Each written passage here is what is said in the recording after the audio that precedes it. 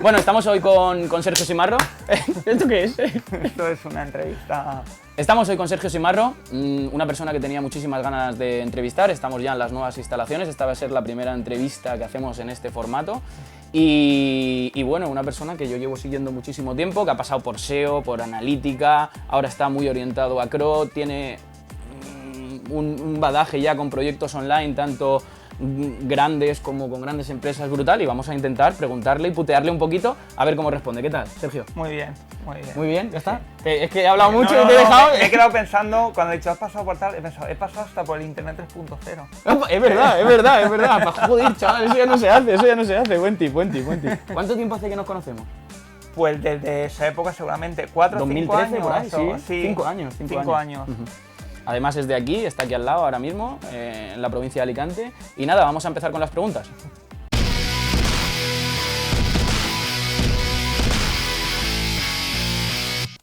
Bueno, y la primera pregunta obligada a Sergio es, ¿cómo ves el panorama SEO actualmente? Con todo lo que está viendo, que a mí ya incluso me da miedo opinar en Twitter. No sé si a ti te pasa lo mismo. Antes creo que había muchísimo más respeto por la gente que lleva años, que lleva un trabajo, respeto y admiración, y ahora parece que entra alguien nuevo y ya incluso se pone la etiqueta de SEO, analista técnico, tal, y dices, hostia puta, ¿cómo coño ha conseguido eso en 3 meses? Vale, la pregunta es enfocada a nivel personal, no va enfocada a nivel de cómo es el SEO, a nivel de algoritmos, de estrategias, No, sino a nivel de las cómo personas. ves el panorama de todo lo que es la gente, que cada vez somos más Sí. dentro del ecosistema, dentro Sí. de la profesión del SEO, que al final no deja de ser una Sí. rama del marketing digital. ¿Cómo lo ves? ¿Cómo ha ido evolucionando? Y claro, cada vez somos más y pues bueno. Pues a ver, te voy a dar mi opinión sincera. Pues para eso no, estamos.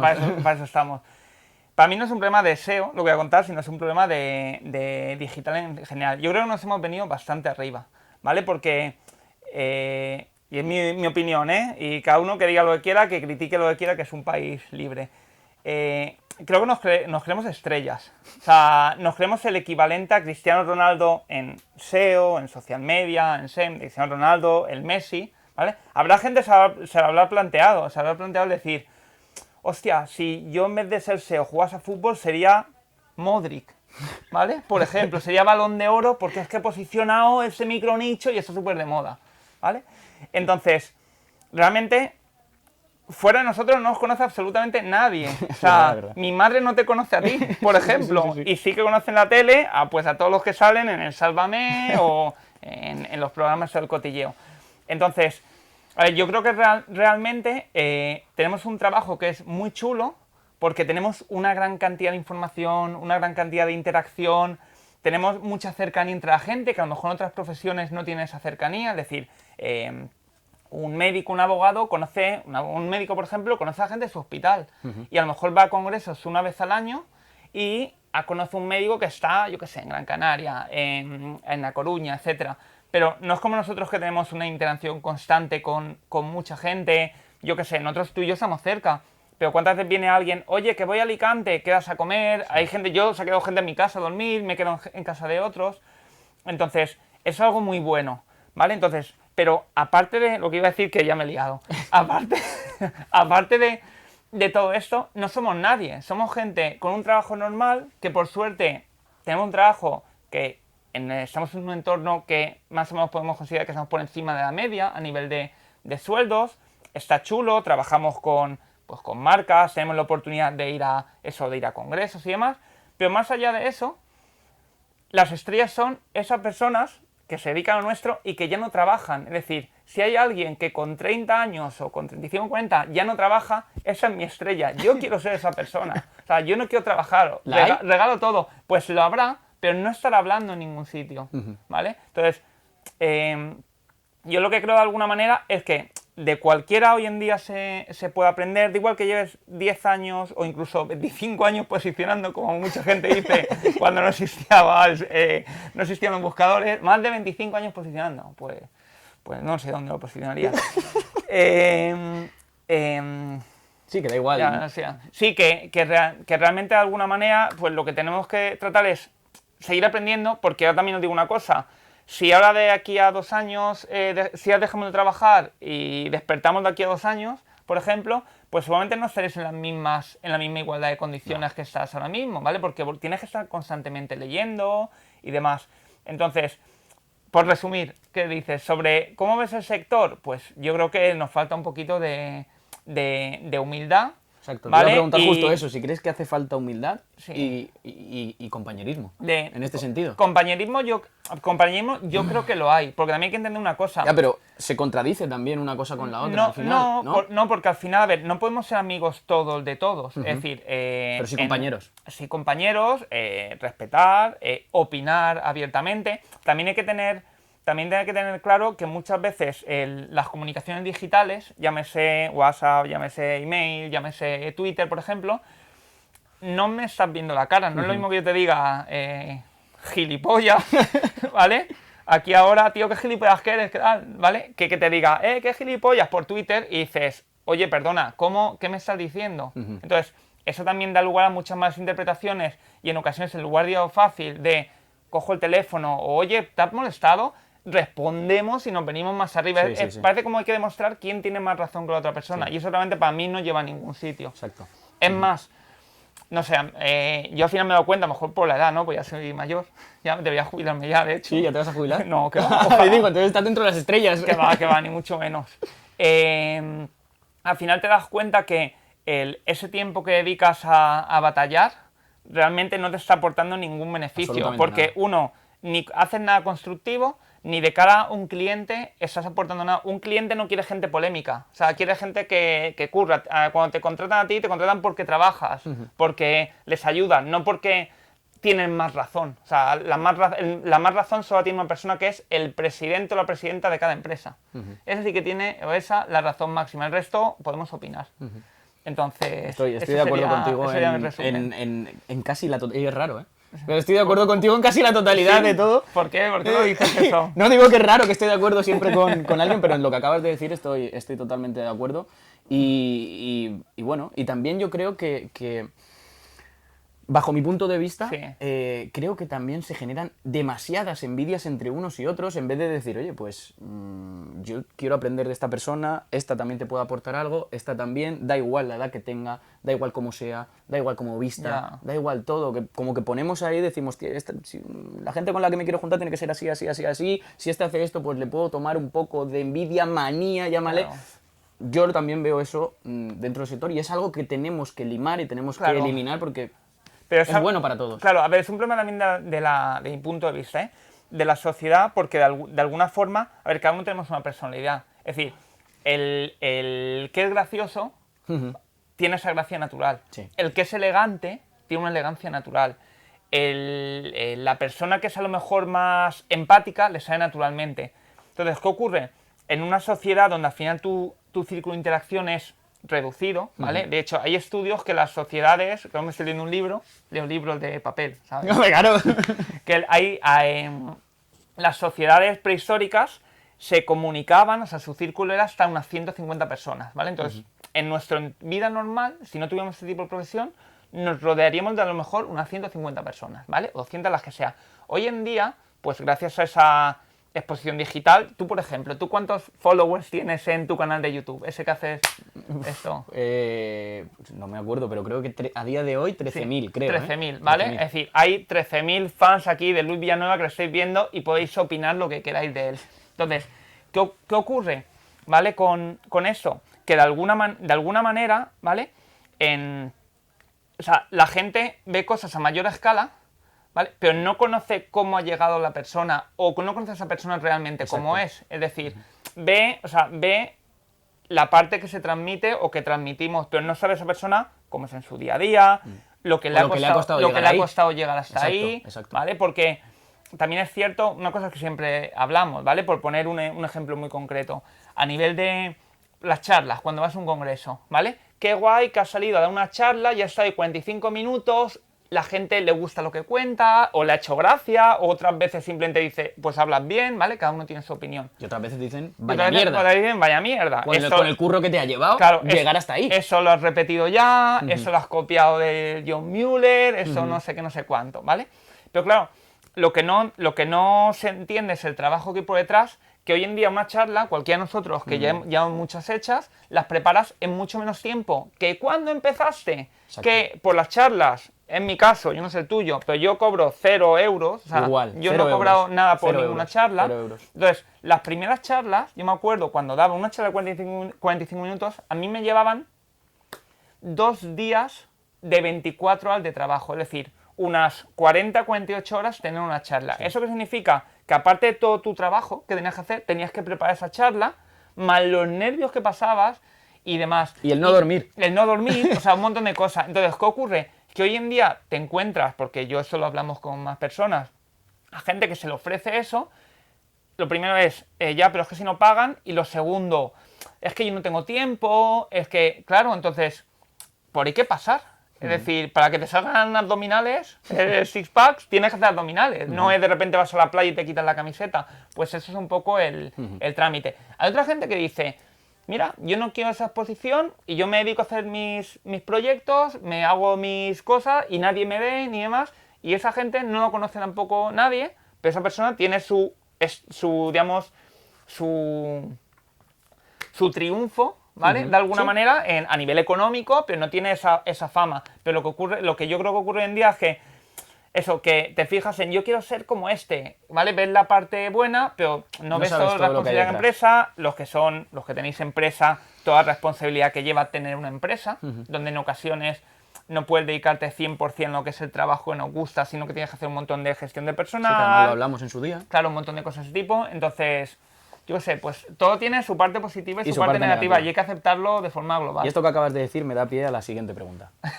La siguiente pregunta sería, ¿por qué dentro del mundo de SEO, sobre todo en el mundo de SEO, se considera la gente que tiene cierta visibilidad, ¿vale? Ya sea un blog, ya sea un canal de YouTube, como es mi caso, ya sea un podcast que están tan de moda y hay muchísimos SEOs que se suben al carro de los podcasts, o ya sea cualquier otro canal, como por ejemplo dar charlas o impartir ponencias en congresos, etcétera? ¿Por qué es tan criticado? La gente dice, joder, si necesita escribir en el blog, si hace un vídeo en YouTube, si está en el podcast o si da ponencias, ¿vale? O da muchas ponencias o pocas, da igual, es que realmente no sabe su trabajo y no gana suficiente dinero como para tal. Ya hemos dicho que con las ponencias no ganamos un duro, 0, yo creo que no me ha pagado nunca, ¿vale?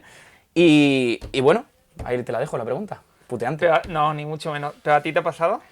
A mí me ha pasado. ¿Tú esa pregunta que estás haciendo es porque te sientes identificado con ella? Me ha pasado. Me ha pasado, pero como yo, a muchísima gente, y ya no a muchísima gente que a mí me lo ha dicho, sino yo lo he escuchado. Y lo he escuchado de gente que ni te imaginas. De gente que ni te imaginas.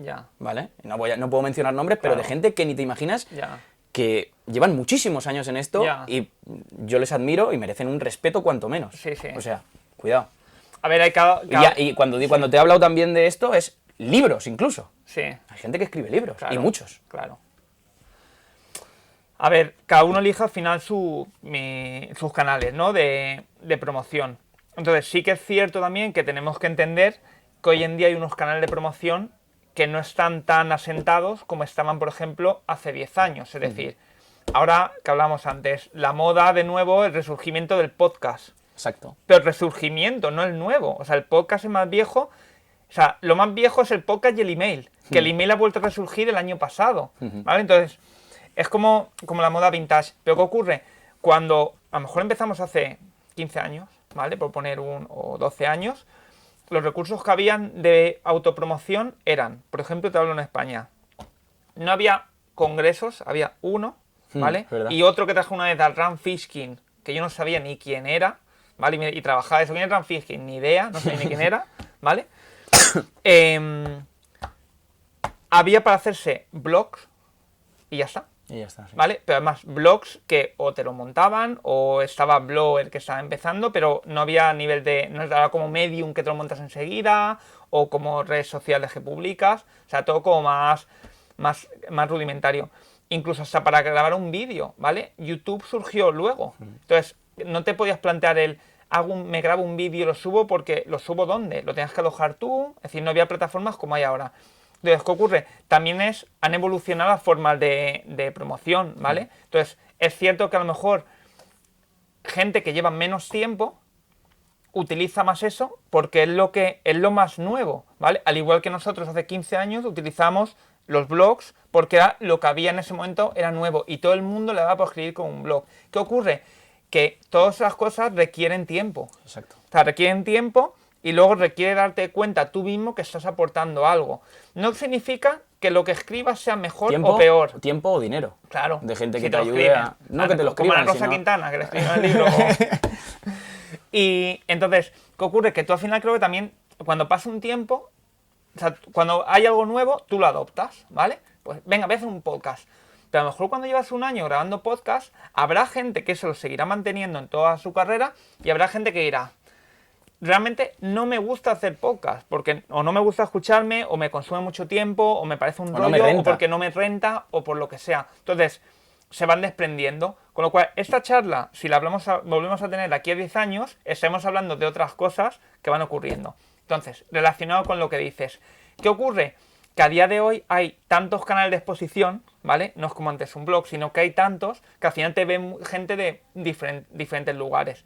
Y como te ve gente de muchos sitios que no te conoce absolutamente de nada, y hay mucho tiempo libre en la sociedad, por desgracia, pues ¿qué dedicamos?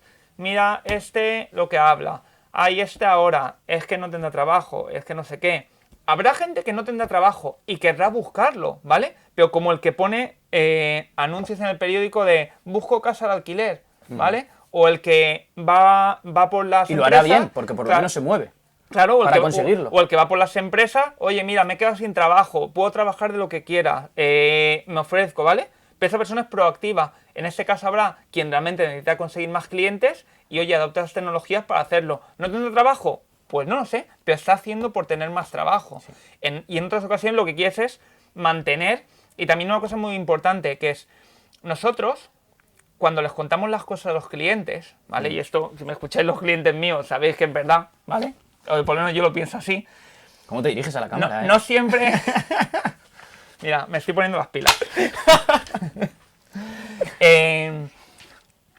No siempre cuando contamos las cosas tienen la misma credibilidad que si están en algún sitio reflejadas.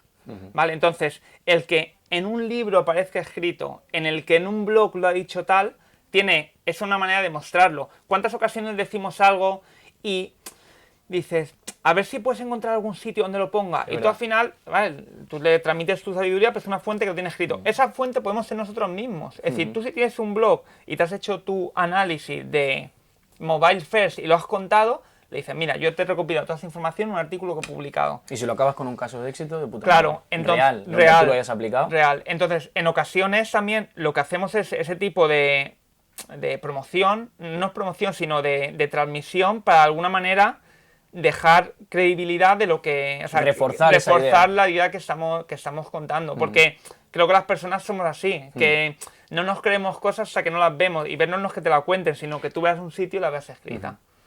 Genial. Y ahora pregunta obligada, relacionada por supuesto con el SEO, con todos los años que ya llevas trabajando con proyectos en internet, sabemos que has trabajado con grandes clientes.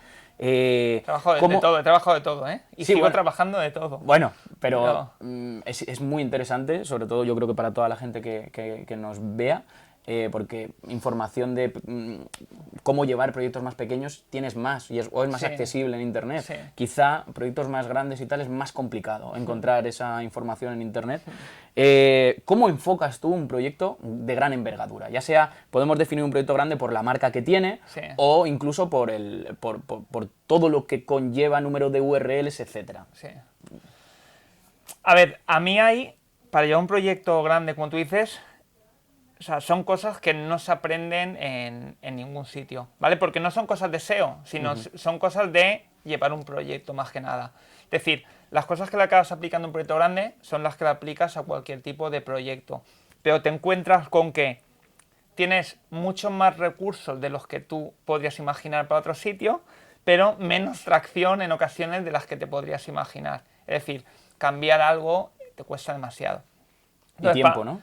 Demasiado tiempo y en ocasiones que no se puede cambiar, ¿vale? O porque no se puede por las capas que hay que pasar, o porque simplemente se decide que no se va a cambiar. ¿A ti te ha pasado un cambio que hayas aplicado a un proyecto pequeño que te ha costado 3 días intentarlo en uno grande y que no se puede? Sí, a mí me ha costado, por ejemplo, una empresa de IBEX 35 para probar para probar las redirecciones 301 en test, 6 meses. 6 meses. Probar. O sea, en una migración que se iba a hacer, queríamos probar la estructura de URLs para salir.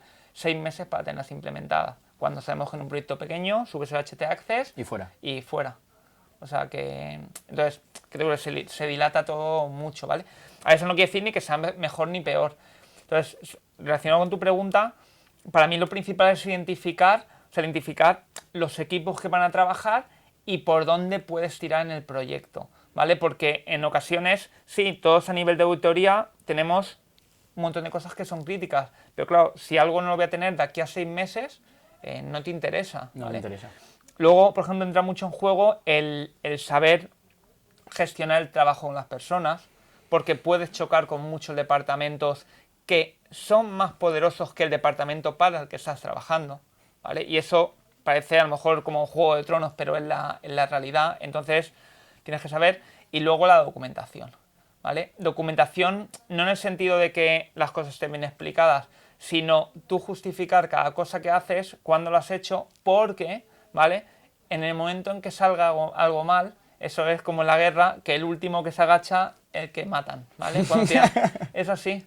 Entonces, tú tienes que tener tu chaleco, que es, no, perdonad, yo esto que no se ha hecho, mirad por los pasos que he pasado, cómo habéis ido validando o no validando, y hemos llegado hasta este punto, pero esto viene de hace 1 mes, 2 meses, 3 meses. Entonces, y eso hace que en cierta parte, en ocasiones, no te guste tu trabajo, porque te dedicas más a... No ocurre con todas, ¿eh? Pero sí con muchas. No, o sea, lo que pasa es que cuando te ocurre lo pasan mal, porque te dedican más tiempo a justificar que realmente a crear. Y creo que una cosa que nos gusta a todos los que nos dedicamos a esto es que vivimos para crear, para construir, no para justificar, ni siquiera, bueno, gente que destruirá, pero bueno, sobre todo para construir cosas nuevas. Entonces, ahí, por ejemplo, quien trabaje con grandes proyectos tiene que ser muy claro a la hora de hablar, ¿vale? O sea, no darse con rodeos, tener muy claro lo que propones, ¿vale? No 80 cosas, más vale proponerles una, no te van a valorar por la cantidad de cosas que les estás haciendo, sino porque una funcione. O quizá por el impacto que genera en el negocio, ¿no? Pero que vean, oye, pues si llevan, imagínate, en un sitio, una gran marca que está estable o que está penalizada, que tú de repente toques una sección y esa sección empieza a despuntar. O sea, ya tienes confianza. Por supuesto, pues toda relación buena que puedas tener con otras áreas, no siempre puedes ser amigo de todos, ¿no? No, eso está pero claro. sí que de alguna manera tu trabajo, que tu parcelita, tratar de que quede muy bien definida, de cuándo se han dicho las cosas, por qué, porque te pueden caer palos por... ¿Y qué por difiere a nivel de SEO? ¿Vale? ¿Qué difiere o qué cosas no trabajarías o no mirarías tan al detalle o ni siquiera mirarías en un proyecto más pequeñín? Sí. Y que en uno grande sí que vas a incidir? Pues mira, por ejemplo, en uno grande, ¿vale? Además te puedo Porque la contar. gente se preguntará ahora mismo eso. Sí, vale, sabemos que tenemos que hacer todo esto, pero ¿en qué narices, si yo ahora me enfrento a un proyecto grande, Sí. qué cosas tengo que tener en cuenta que no estoy teniendo Vale, pues en uno mediano? Te lo voy a decir muy claramente, porque yo llevo 1 año con un proyecto y te lo puedo contar. En la marca, o sea, la fuerza de la marca, de las búsquedas de marca, o sea, jamás lo va a superar la búsqueda genérica. Es decir, tú puedes querer posicionarte por hoteles en Barcelona, por ejemplo, y si tú eres una cadena de hoteles, jamás vas a tener más tráfico por esas búsquedas de genéricas que por tu búsqueda de marca. ¿Eso qué implica? ¿Vale? Eso que implica, uno, estas grandes marcas normalmente tienen multidioma, es decir, tienen diferentes idiomas. ¿Tú tienes claro 100% que todas tus búsquedas de marca, de todas las formas en las que el usuario puede buscar, sales tú el primero siempre Y no en otros todos los portales países y no verticales? otros portales verticales? O sea, lo primero. Hablo con esto, tanto búsqueda de nombre más, en este caso, nombre del producto, opiniones, valoraciones, quejas. O nombres más búsquedas ¿vale? populares, por ejemplo. Con playa, con Claro. spa, con todo el rollo. O sea, todo el abanico que lleva, ¿vale? En ocasiones, por ejemplo, hay marcas que descartan sus nombres anteriores. Por ejemplo, en el caso de hoteles. O sea, un hotel... entonces me estás hablando de que es un tema incluso de planificación por parte del consultor y de estrategia, ¿no? Correcto. Es algo estratégico puro y duro. Claro, donde, a ver, tú a nivel técnico identificas, por ejemplo, o sea, tú no es que tienes hreflang mal funcionando porque te lo dice Google, no. Tú tienes hreflang mal funcionando porque las búsquedas de marca no están orientándose de la forma que deberían. Entonces, cuando tú eso lo encauzas, ¿vale? En un sitio que tenga un problema, otras cosas que no tenga ningún tipo de problema, ¿vale? Pues si todo eso para mí es un win-win en el sentido en que en el momento en que tú lo validas y detectas cualquier cosa, estamos hablando que puede suponer, por ejemplo, pues yo qué sé, tonterías, ¿vale? Pues facturaciones de 2 millones de euros al año de repente. Bueno, tonterías que hay que Sí. detectar y No, hay que saber. claro, o sea, claro. que tú lo dices porque por el expertise que tienes. Sí, Yo ya sé que si me viene un cliente de hoteles y me dice quiero posicionarme por hoteles en Barcelona, le voy a decir a dónde vas, vamos a ver cómo tienes la marca, que joder, vamos a gastar menos recursos, va a ser relativamente más fácil y con un pequeño cambio vas a captar muchísimo más tráfico y vas a ganar. Un pequeño cambio que te cuesta mucho llegar ahí. Te cuesta mucho llegar ahí porque tienes que identificar todo el volumen, o sea, tienes que analizar todo el sitio, es decir, el trabajo para de que análisis... no se quede la gente que nos esté viendo con, bueno, pues hago un pequeño... No. El pequeño cambio requiere... ¿Qué requiere todo eso? Requiere que es donde quería llegar ahora, o sea, un análisis, ya no solo de la parte en buscadores, ¿vale? Sino, por ejemplo, yo trabajo mucho con análisis de la parte de analítica, es decir, no solo cómo se comporta el bot de Google antes de llegar a tu sitio, sino luego cómo se comporta el usuario una vez ha llegado. Pues estamos hablando de sitios que pueden tener 1 millón de visitas al mes, que dirás, no es mucho, pero 1 millón de visitas al mes de marcas que convierten por encima del 5% de ratio de conversión. Es decir, el estudio de Ricardo, ¿no? que habéis visto de e-commerce, el estudio Flat 101, por ejemplo, que está muy bien. Ahí al final han participado un montón de empresas y es una media, que sea un 1% de e-commerce. Yo desconozco la cantidad de grandes marcas, pero yo con las que trabajo, por el nombre que tienen, la mayoría convierten por encima del 5%. Para cualquier e-commerce nuestro que tuviéramos, donde convirtiéramos por encima del 5%, sería la ola, ¿vale? Sería la hostia. O sea, sería la hostia, ¿no? Entonces, ¿qué ocurre? Tú, el conseguir identificar que vaya el tráfico al sitio correcto y que siga convirtiendo en base a esos criterios, es muchísimo, muchísimo dinero. ¿Qué ocurre? Que no te puedes equivocar. O sea, a ti te contratan porque...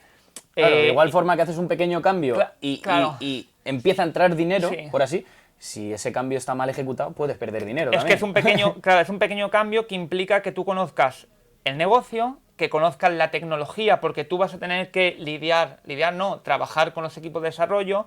Entiendes, por ejemplo, hay sistemas que tienen de cacheos en la nube, etcétera. Es decir, no es un WordPress que tienes montado tal cual, sino que hay una serie de tecnologías muy complejas que tienes que ser capaz de identificar tú también y por lo menos, si no conoces todo al 100%, preocuparte por conocerlo. Aprenderlo, entenderlo Sí. y preocuparte de que no fallas en nada. Y si tienes una duda, volver a preguntarlo, ¿no? Claro, eso es. Bueno, pues esto me da paso a la siguiente pregunta, que vamos a hablar un poquito de analítica, porque es al final en lo que te estás basando para poder hacer ganar ese dinero con ese pequeño cambio. Correcto, ahí vamos. Bueno, siguiente pregunta. Hemos estado hablando de que todo lo que más o menos se ejecuta en SEO en un proyecto grande pasa por una estrategia. Pero claro, ha estado hablando de analítica y vamos a la analítica. O sea, ¿qué es lo que haces cuando llegas al proyecto grande para sacar esos datos analíticos que luego te dan el paso a esas implementaciones que, joder, son las buenas, por así decirlo? Pues a ver, esto para mí es tanto grandes como pequeños, porque es verdad que la analítica, o sea, al final tiene más o menos volumen, pero es la misma de alguna manera, o la base es la misma para todos. A ver, ahí lo realmente clave es cuando llegas, ver la calidad del dato que estás teniendo. Es decir, el nivel de detalle que puedes estar sacando, porque en ocasiones es una configuración básica o ni siquiera están traqueadas todas las URLs, por ejemplo. Pues a mí me ha pasado, por ejemplo, ya a clientes que las áreas privadas no estaban traqueadas, ¿vale? Con lo cual, claro, eso hace que en los saltos se pierdan las sesiones, se dupliquen las sesiones, ¿vale? Y no tengan las sesiones realmente que no coinciden las páginas vistas, es decir, una serie de cosas. Entonces, lo primero es tener claro los datos que estás teniendo. En base a eso puedes decidir si puedes rascar información o es necesario hacer una implementación mejor que la que tienen para poder analizar, porque hay veces que dices, mira, te puedo sacar lo mínimo, pero no me sirve. Entonces, a mí, por ejemplo, sí que me gusta mucho, o sea, no ver solo lo que mueve analítica, sino en las empresas grandes lo que se mueve a nivel de negocio general. Es decir, entender cuáles son los mercados que más le producen, cuáles son los colaboradores, agencias, etcétera, que les generan más volumen también, porque en eso nos da una estimación de hasta dónde podemos llegar, ¿vale? Y a nivel de empresa, dónde realmente ellos tienen el beneficio, porque en ocasiones, aunque lo pensemos, la web no es un reflejo del global de la empresa. Es decir, a lo mejor decimos hoy en día, en la época digital la web es lo que más vende, pues muchas empresas grandes están empezando, después de muchos años de trabajarlo bien, que la web sea a día de hoy el canal que más ingresos les genera. Hoy, en el año 2018. Es decir, no estamos hablando que es algo muy antiguo, sino que pues a lo mejor el 30% de los ingresos vienen de la web y el resto vienen repartidos. ¿Qué ocurre? Que hay un 70% que hay que entender también, oye, ¿cuáles son tus mercados que más reservas, que más ventas se están trayendo? Porque a ti también te puede dar una idea mejor de por dónde enfocar más la web, porque al final la web es lo que tenemos, ¿vale? En ocasiones decimos, vale, ¿por dónde empiezo de la web? Te sale una cosa, pero a lo mejor tienes más margen de mejora en otra parte, simplemente porque la web no está optimizada en esa línea. Entonces, para mí en nuestro trabajo, pues cuanto más sepas de analítica, cuanto más te guste la analítica, es un trabajo que es muy satisfactorio, porque es... Más jugo, le puedes sacar luego a las demás partes, ¿no? Claro, porque al final es irte un paso más por delante, ¿vale? Cualquiera que trabaje con analítica, al final lo que intenta es que su cliente de alguna forma pues tenga mayor rendimiento. ¿Qué ocurre? Tú a lo mejor dices, ostras, el SEO, ¿vale? No acaba de funcionar como debería a nivel de conversión. Si tú te quedas ahí con eso, ¿vale? No es que SEO no convierte, pero por ejemplo, ¿eres capaz de identificar cuánto está convirtiendo SEM? ¿O cuánto te está copando SEM de tu SEO? Porque, por desgracia, es una lucha que tenemos a día de hoy. O sea, competimos por el mismo tráfico, la gente de SEO y las de SEM. Es verdad que la estrategia conjunta existe y se pueden hacer cosas conjuntas, pero competimos por las mismas búsquedas. Entonces, hay que entender también ese ecosistema en el que estamos para encontrar lo óptimo. ¿Y cuánto tiempo te puede llevar eso, por ejemplo? Ese análisis... Porque al final me has hablado de analítica, estudio de mercado, conocer al cliente, hostias, sí. Hay muchas cosas. Claro. Hay muchas cosas. Entonces, ¿cuánto tiempo? ¿Hay un tiempo definido? A ver, tú inicialmente cuando entras a un proyecto, o sea, si es un proyecto complejo, entiendo que es o una marca grande, o un proyecto con cierto tráfico, pero que viene con una penalización, o un proyecto que sea estable incluso, ¿vale? Es decir, aquí para mí la complejidad es que haya tráfico. Tú tienes que...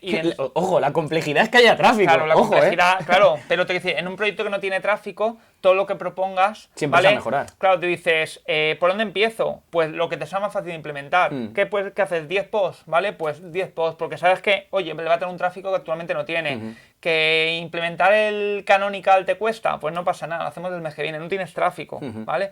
Y dicen, es que a veces los clientes dicen...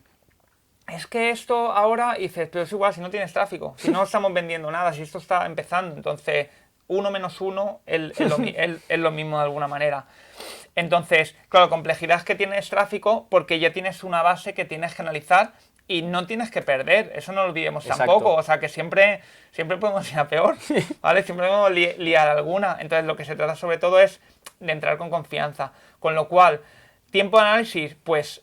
seguramente necesites en ocasiones 1 mes, 2 meses, ¿vale? Para tú tener un poco claro el negocio. Ahí también está la parte del cliente donde dice, claro, yo es que necesito ver resultados antes o como ver algo por tu parte. Pues también a veces pues tienes que encontrar como un punto de unión donde dices, pues mira, mientras vamos formando a los redactores para que escriban de mejor manera. Mientras vamos a ver si solucionamos esta pequeña cosa que inicialmente nos va a ayudar. Ganando pequeñas, yo le llamo ganar pequeñas batallitas. Correcto. Que te permitan luego coger confianza y que te dejen liderar la guerra grande. Correcto, ¿no? Pero digamos, hay que tener claro porque en ocasiones la estrategia, ¿vale? Tú entras en una gran marca que está en 10 países y te dicen, es que yo quiero posicionar en los 10, ¿vale? Pues eso, es decir, eso no te puede hacer nadie, ¿vale? Porque primero, tú dices, yo podría tener el mejor para cada mercado. Tú podrías pagar y tener al mejor equipo pero SEO para cada los mercado. Recursos para lo que va a pedir cada uno. Y luego, ¿quién lo coordina todo eso? Claro. Que es muy importante, porque cada uno al final proponemos unas cosas que pueden llegar al mismo camino, pero el orden o chocan entre sí. Pues quítame esto y otro no, que me lo pongas. O, a ver, cuando estamos a trabajar en un proyecto, miras lo que han hecho el equipo de antes y a veces...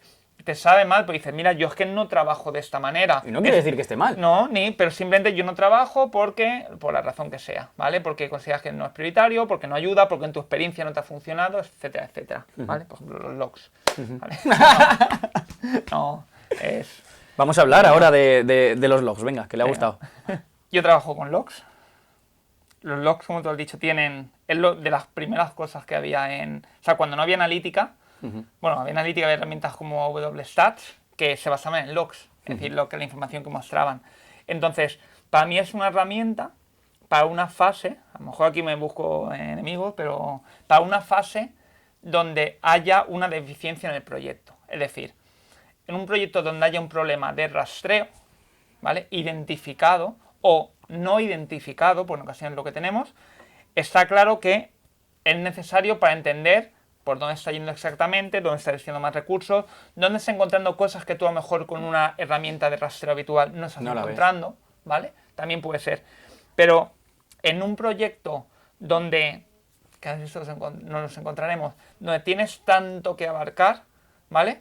O sea, no puedes, cuando hablamos de análisis, no puedes destinar una semana a analizar logs. Claro. ¿Por qué? Porque tú tienes claro que las URLs están duplicadas, ¿vale? Ya estás viendo en la arquitectura normal que las URLs están duplicadas. Vamos a corregirlas, ¿vale? Y te pones a trabajar contenidos, a trabajar los errores, ¿vale? Vamos a ver los logs, sí, pero cuando ya estén las URLs asentadas, porque en este caso, ¿qué te va a decir el log? Que entra más a la duplicada que a la correcta, si eso ya lo sabes. Entonces, yo creo que al final tenemos muchísimas herramientas, muchísimos recursos, y lo que hay que saber es, oye, sí que las conozcamos, cuantas más mejor, porque nos pueden ayudar a tener puntos de vista diferentes, a ahorrar muchísimo tiempo. Antes dedicábamos mucho tiempo a hacer cosas muy manuales. Esto hoy en día cada vez, pero aún así, creo, por ejemplo, estoy mezclando 20 cosas al mismo tiempo. Da igual. Aquí parezco un análisis de logs, aquí que se mezcla toda la morralla. Al final, tenemos muchas herramientas, pero la información como la transmitimos siempre es muy artesana, sí, si te has dado cuenta. Es decir, no hay ninguna herramienta que supla nuestro trabajo. A lo mejor porque no nos adaptamos a un informe que nos da SEMrush, que nos da Sistrix, ¿vale? Pero esas herramientas yo creo que lo que te hacen es, te encuentran errores. Pero, claro, no te trazan una estrategia, no te ejecutan un plan, no hacen SEO. A ver, te voy a decir una cosa. No hacen SEO. Eso lo conté este año en una charla con la gente de SEMrush. Tuve que hacer un pequeño análisis para una empresa y lo mandé, los puntos, ¿vale? Era como, oye, identifícame 5 cosas que vean muy claras, ¿qué tal? Me dice 1 horita, ¿vale? Fuera. Y luego pasé SEMrush en este caso, ¿vale? Con Sistrix y con SEMrush pasé SEMrush, ¿vale? Porque tiene un sistema en la parte de proyectos como que te prioriza mucho lo que es como muy visual. Y me sorprendió porque me enseñó cosas, ¿vale? Que ya no era lo típico que te detecto el error, sino que te daba un paso más allá y te sacaba parte de estrategia. Es decir, no te decía, aquí tienes un error y es contenido duplicado, sino, oye, que sepas que tienes un contenido duplicado porque estás canibalizando por ese tipo de palabras en ese tipo de segmentos, ¿vale? Pues como hace SafeCon, por ejemplo, ¿vale? Pero algo como muy cercano al cliente, ¿vale? Como te lo planteaba. ¿Qué ocurre? Eso todavía para mí no es presentable de cara, o sea, sí que es para un cliente que trabaja con la herramienta en un in-house, recogerlo y enseñarlo, pero para nosotros no es presentable todavía eso. Entonces, yo sí que creo, ¿vale? Sí que creo que esto es la evolución que van a tener las herramientas de alguna manera.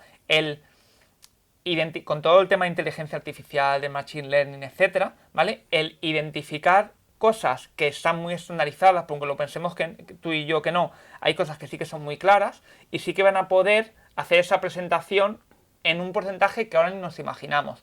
¿Que nos van a quitar el trabajo?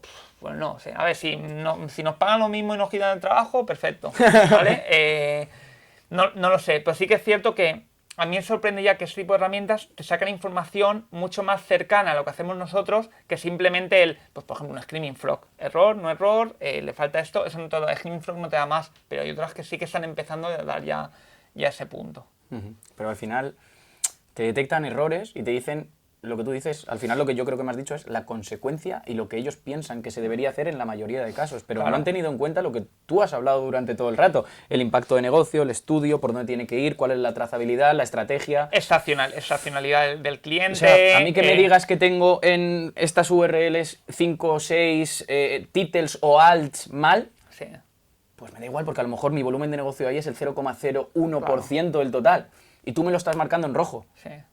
Yo veo que ahí las herramientas no están preparadas ahí. No, claro, para muchísimas cosas sí, porque por ejemplo, SEMrush, Sistrix, sí que puedes, incluso por ejemplo con Sistrix, el evolutivo de un proyecto, cuando has hablado que es no tiene tráfico, pues bueno, pues vas viendo el evolutivo de las keywords que se van acercando, vas viendo una cierta visibilidad por directorios, bien, puedes hacer con las dos estudios de mercado, bien, pero de ahí a que te dé esa cercanía que tú dices, al final yo creo que te dice el qué, la consecuencia y lo estándar, pero Claro. no realmente puede, yo creo que incidir Porque- en un negocio ni a día de hoy ni creo que a corto plazo. A ver, no olvidemos tampoco que son herramientas, es decir, un Sí, sí, martillo no te hace una casa, Exacto, necesitas sí, de sí, una sí. mano para hacerte la casa. Entonces, en este caso es lo mismo. Sí que es cierto que esas herramientas tienen un recorrido a nivel de aprendizaje que un destornillador, un tornillo, un martillo no lo tienen. Entonces, también ese margen hay que tenerlo. ¿Hasta cuándo va a evolucionar? Pues no lo Yo sigo usando veremos. Screaming Frog, ¿eh? Hombre, pero vamos. Ah, vale. Y Xenu, porque ya te lo has quitado. No, pero- eso ya no, eso ya no.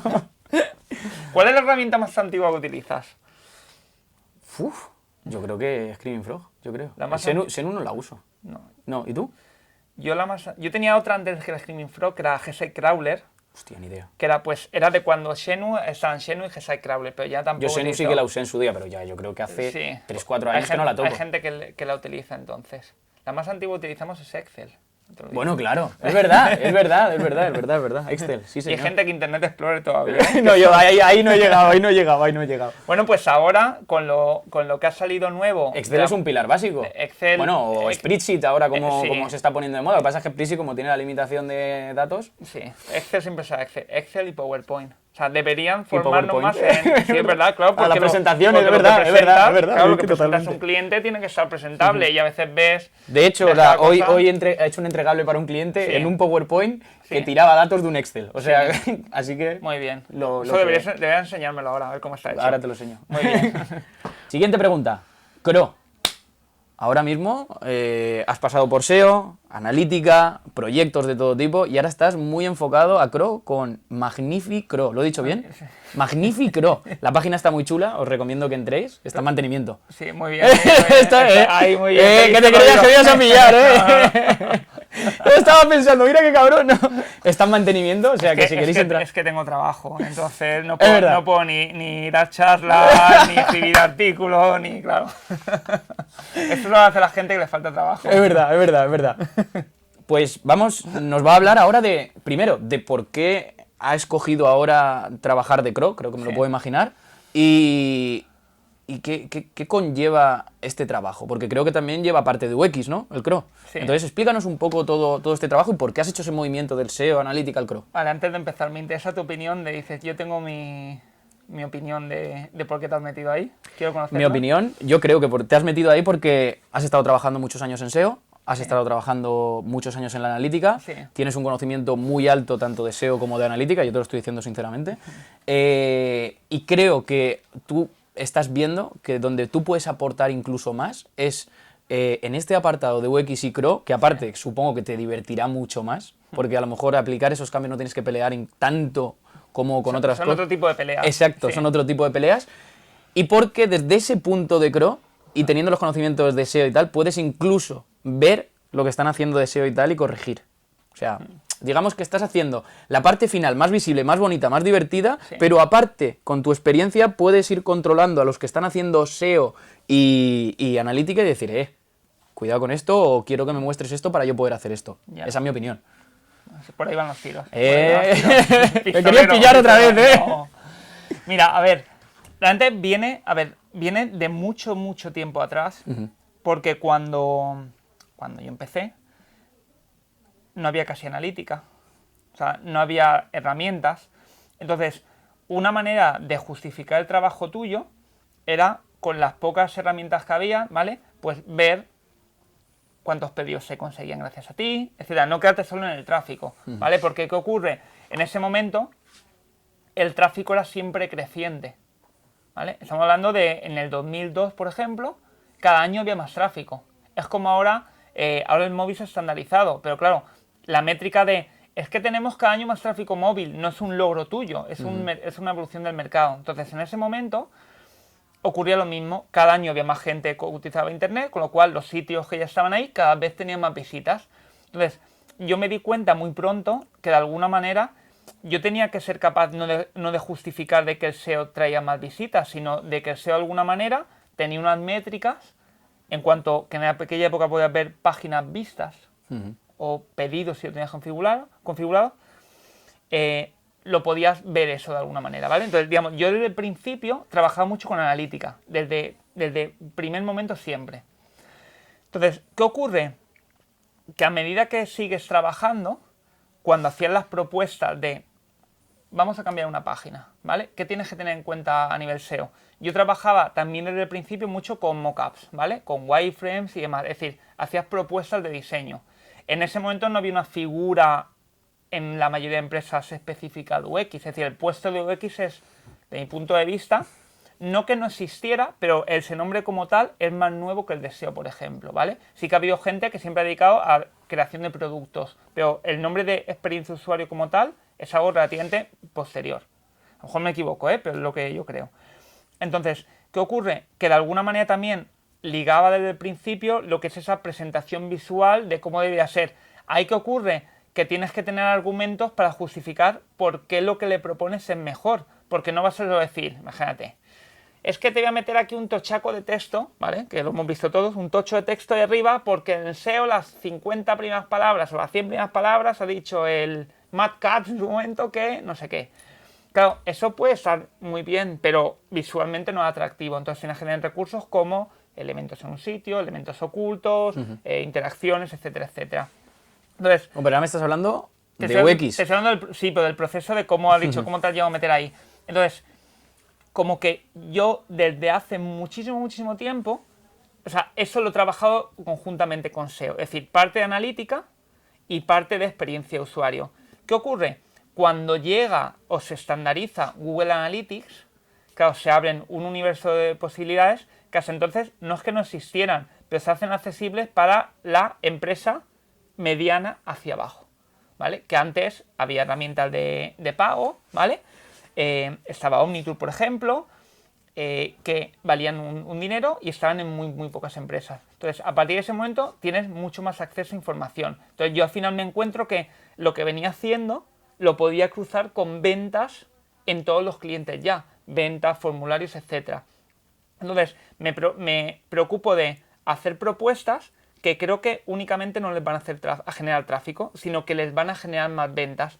Y como yo lo podía vender con la analítica, ¿vale? Es decir, vender con la analítica en el sentido de que yo podía demostrarlo con la analítica, me preocupaba por ver cómo funcionaba mi canal y cómo funcionaba con respecto al resto de canales. Es decir, si montamos una landing nueva que iba mejor para SEO, me preocupaba ver si esa landing nueva, que también recibía tráfico de SEM, tráfico de mailing, convertía mejor y tenía una mejor experiencia. Claro, es un aporte global para la empresa. Entonces, todo esto sigue evolucionando hasta que se ponen de moda las herramientas de CRO, de testing, ¿vale? Donde ya cierras el círculo. Ya no es que solo traigas tráfico, lo estés midiendo, ayudes al resto de canales con una mejor experiencia, sino que encima lo tuyo, que a veces, claro, tenemos dudas de qué funciona mejor, puedes evolucionarlo y probar diferentes cosas. Entonces ha sido como, para mí, evolución natural, pero de algo que venía haciendo así ahora. Pues quiero hacer crawl porque me quiero quitar. No, realmente a lo mejor si hubiera habido la tecnología de alguna manera más estandarizada hace 10 años, a lo mejor habría hecho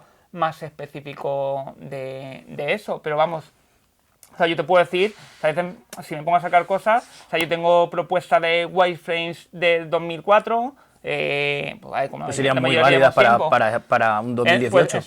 Pues depende, a ver, no se tenía responsive, no se no, hombre, claro, móviles, sí, pero, me imagino. o informes de analítica, vale, cuadros de mandos, pues claro, cuando llevas tiempo, pues lo que tenías que sacar en ese momento, pues con Excel y cosas de esas. Ahora con todo el tema de mobile, incluso tienes más o menos juego, ¿no? Claro, más juego, pero en realidad porque tienes menos espacio, por así decirlo. O sea, ya no puedes... Quiero cubrir lo que me dicen los de marketing, lo que me dice el jefe, lo que me dice el SEO y tal. Sí, en una pantalla grande puedes, pero en móvil hay que recortar. Por eso el testing es tan importante, ¿vale? Porque te das cuenta en los proyectos que trabajo actualmente, o sea, que están en varios idiomas, ¿vale? Y multiplataforma, ¿vale? Es decir, como cualquiera hoy en día. Te das cuenta que si no pruebas resultados de forma aislada en diferentes idiomas y en desktop, mobile y tablet por separado, al final tienes un número que en ocasiones es negativo y dices, este tema ha dado negativo. Cuando tiras, ¿vale? A ver, yo no trabajo de esa manera, pero cuando se ha hecho y tiras, te das cuenta de que nos ha pasado ahora en uno, ¿vale? Quien lo veáis, sabéis quiénes sois. quedaba el test negativo y era negativo por la tablet. Fíjate, la tablet, imagínate, se lleva un 10% del tráfico global, pero era tan mala conversión en tablet que bajaba el test. ¿Vale? Y tú decías, este test es negativo, no tiro para adelante. No, cuando te pones a desgranarlo dices, coño, en esto me da favorable. ¿Qué ha ocurrido? Que le hemos quitado la tablet, hemos probado en esto, test implementado. O sea, test positivo con una mejora bastante importante. Entonces, no sé, y a mí es una disciplina que me gusta mucho porque además es añadir objetividad a nuestro trabajo.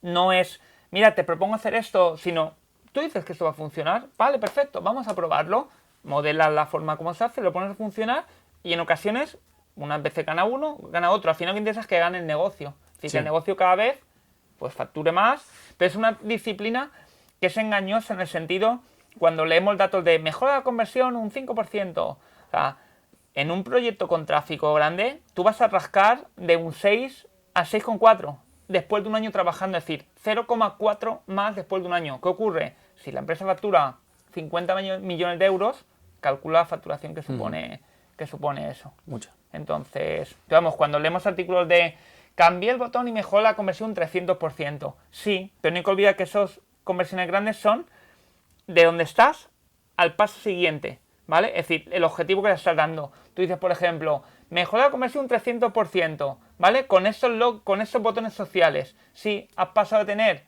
50 me gustas a tener los que sea, ¿vale? 3.000 me gusta, pero no es más ventas, es un 300% más de venta, que eso es lo que a veces cuesta entender. Y la línea que... a ver cómo lo intento explicar. UX, CRO, sí. La línea que los separa, la línea que les une.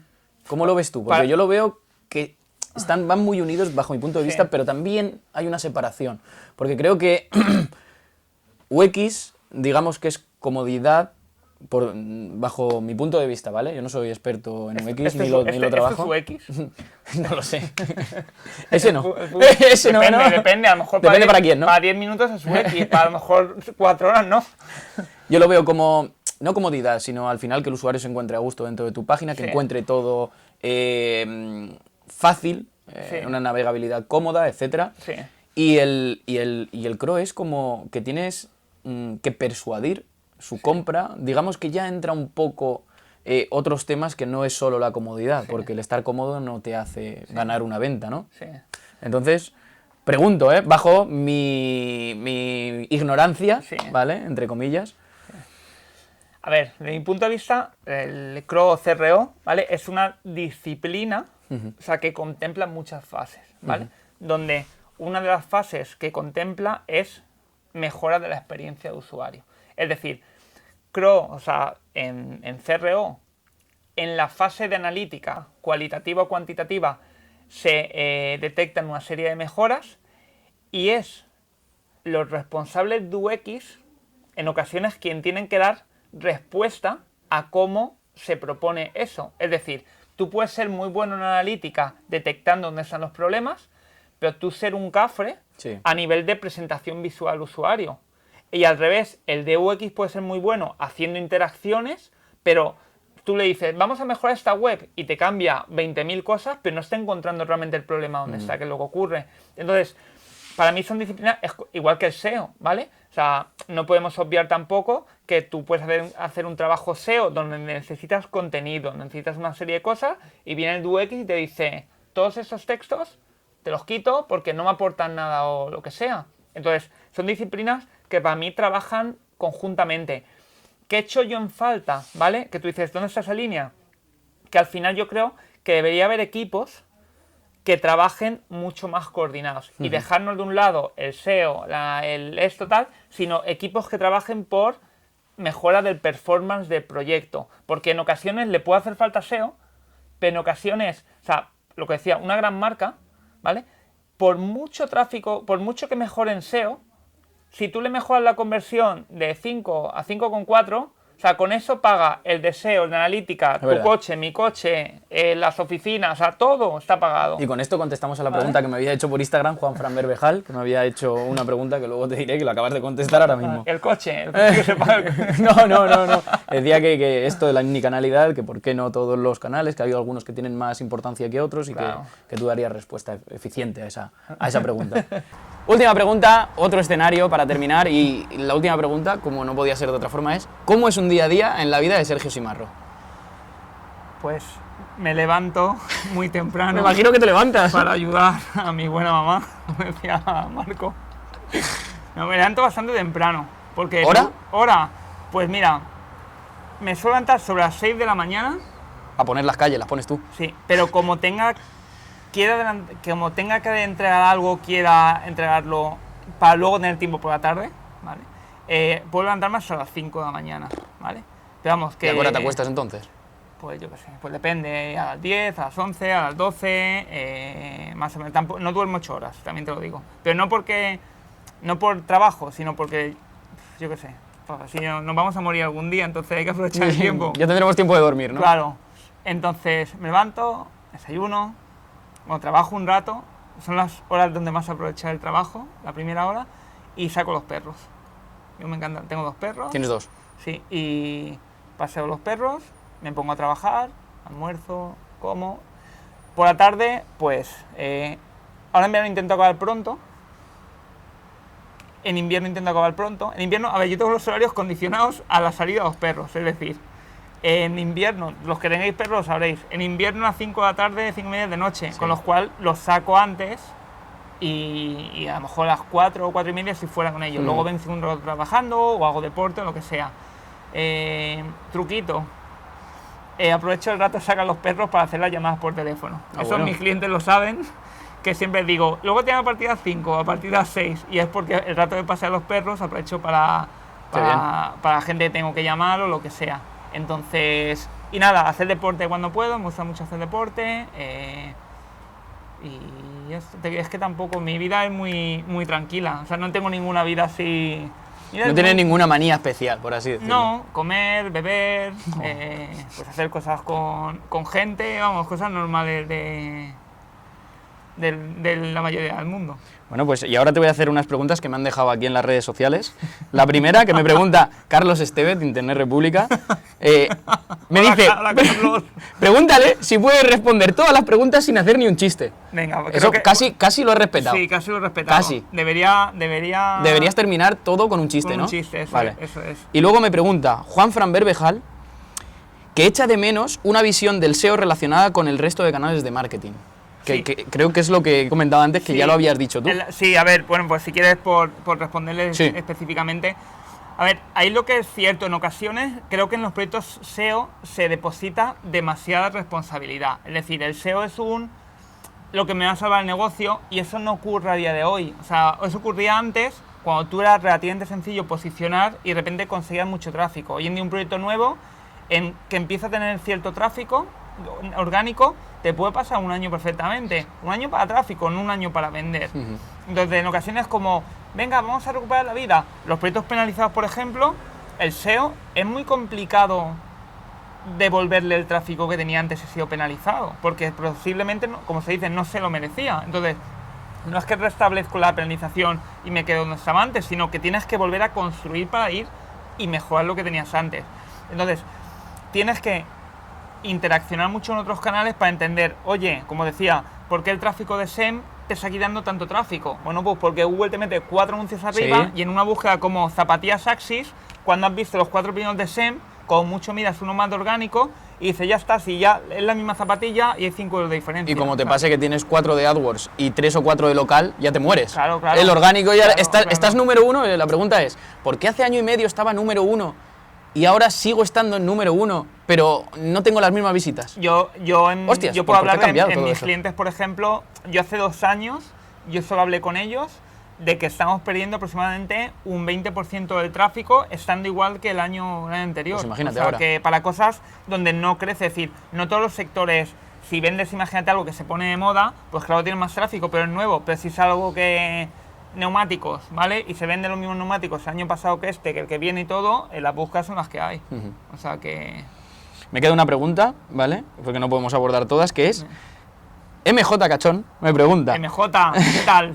¿Cómo elige los vídeos musicales de sus charlas? ¿Cómo elijo los vídeos musicales? Mira, pues a ver. A ver, aquí la amiga MJ, en privado por Twitter, me manda siempre los mejores momentos de la semana, que es el perro que se mete en el flotador, el que salta a liana y se cae y demás. Entonces, ahí es una fuente de inspiración. Pero ¿qué ocurre? YouTube es muy inteligente, entonces a partir de lo que ves te sugiere, con lo cual una cosa lleva a la otra y al final, si coges un vídeo de un niño chino bailando, pues acabas visitando todo el sureste asiático de diferentes niños como bailan en Taiwán, en Indonesia, etc. Entonces, viene más o menos es de todos. MJ, también gracias a ti salen esos vídeos. Bueno, pues nada, espero que os haya gustado la charla y la entrevista a Sergio Simarro. Yo me lo he pasado pipa, vamos, pipa. Hemos cambiado de escenario, nos hemos reído y seguro que hemos aprendido un montón. Muchas gracias. Gracias. Sergio, por venir a visitarnos, por la entrevista y por compartir tus conocimientos. Gracias a vosotros, ha sido un placer.